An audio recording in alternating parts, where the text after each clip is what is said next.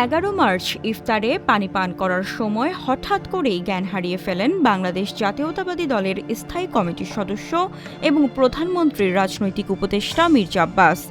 অবস্থার উন্নতি না হলে গভীর রাতে তাকে রাজধানীর এভারকেয়ার হাসপাতালে ভর্তি করা হয়।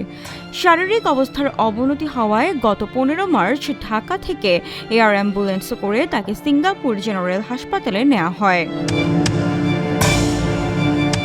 এরপর কেটে গেছে প্রায় 1 মাস। এখন ঠিক কেমন আছেন বিএনপির এই জ্যেষ্ঠ নেতা? কোথায় বা অবস্থান করছেন তিনি? মির্জা আব্বাসকে সিঙ্গাপুর জেনারেল হাসপাতালে দীর্ঘ চিকিৎসার পর শারীরিক অবস্থার সন্তোষজনক উন্নতি হওয়ায় 14 এপ্রিল মালয়েশিয়ার একটি পুনর্বাসন কেন্দ্রে নেওয়া হয়েছে। 15 এপ্রিল বিকেলে তার একান্ত সচিব মিজানুর রহমান সোহেল গণমাধ্যমকে এই তথ্য নিশ্চিত করেছেন। চিকিৎসকদের উদ্ধৃতি দিয়ে তার সচিব জানান, মির্জা আব্বাস বর্তমানে আগের তুলনায় অনেকটাই সুস্থ। তবে শারীরিক সক্ষমতা পুরোপুরি ফিরে পেতে এখন তার নিবিড় ফিজিওথেরাপি প্রয়োজন, যা মালয়েশিয়ায় সম্পন্ন করা হবে।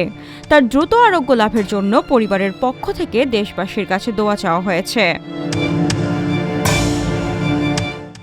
রাজনৈতিকভাবে বর্ণাঢ্য কর্মজীবনের অধিকারী মির্জা আব্বাস গত ত্রয়োদশ জাতীয় সংসদ নির্বাচনে ঢাকা ৮ আসন থেকে বিপুল ভোটে বিজয়ী হন।